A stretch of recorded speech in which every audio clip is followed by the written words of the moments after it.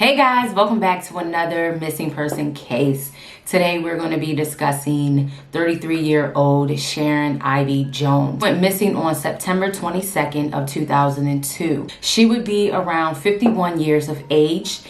She went missing in 2002, so time has truly passed. She was last seen wearing a black spaghetti tank top, which also had a silver embedded in the middle, along with some black pants with black shoes. Listed as 5'4", weighing about 130 pounds. She has brown hair and brown eyes. Tattoo on her right upper arm of the character Tweety Bird, and she also had what they call a vaccination scar. This was located on her left arm. I do not have any photos of that vaccination scar, but you guys know the Tweety Bird character, kind of give you an idea of the tattoo that she did have on her right arm. Sharon was last seen in Norfolk, Virginia on September 22nd of 2000. Okay, so Sharon went to a friend's wedding that night. Then she also went out with her friends. She was last seen driving her red Toyota car around 3 a.m. Last seen driving Interstate 64 westbound of Chesapeake Boulevard. She had mentioned that she wanted to stop at a Taco Bell, but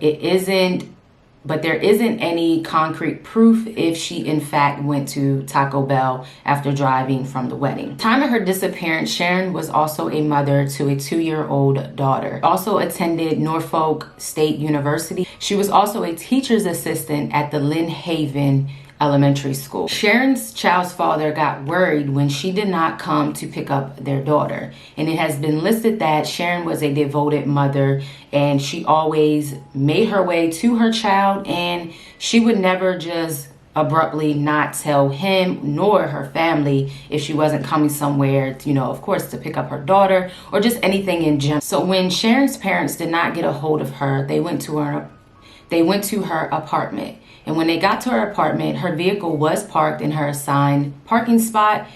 But then as they approached her apartment door, the door was unlocked. And as they approached her unlocked door, it has been said that there looked like to be obvious signs of a struggle. Sharon's parents had found telephone cords ripped from the wall, and then there was just a lot of things misplaced all over the apartment.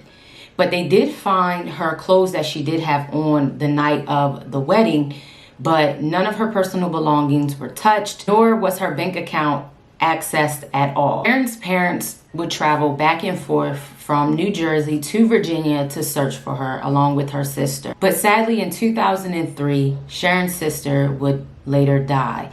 So she died not knowing what happened to her sister, and Sharon is still missing. There has not been any new information to turn up in her case, nor has her bank accounts been touched, her cell phone records. There hasn't really been any new info pertaining to the disappearance of Sharon. Police have listed her disappearance as foul play, but under suspicious circumstances. They are also stating that it was an abduction. There was no blood evidence in the apartment at all, nor was there any other DNA from what I have tried to find in articles pertaining to her disappearance. Many believe that Sharon may have opened the door for someone that she knew, because of course the door was unlocked when Sharon's parents got to the apartment. Hasn't been any new information. I legit searched high and low trying to see if any new information came out regarding the disappearance of Sharon. But like many cases, Sharon's case did not really touch the surface of national news, and it went dry. Now, there are some speculations as to what happened to Sharon. Many believe that someone may have been watching her after going out with her friends that night, or it could be someone was already waiting for her because her door was already unlocked and it didn't look like any forced entry had happened at her apartment complex. And that's the strange thing about these types of cases when there isn't a lot of information or evidence to build on. It could be anyone, you know, whether they've been at her school, you know, you just never know. And I always say that because you never know who you are befriending. Someone who may appear to be nice, which she could have met at the university. She could have met at being a teacher's assistant. You know, you just never know the type of individuals that you encounter or have like a malicious intent when it comes to you. That's, you know, but nonetheless, Sharon is still missing and her family deserves to know what happened to her. And I think her daughter deserves it the most to know what happened to her mother.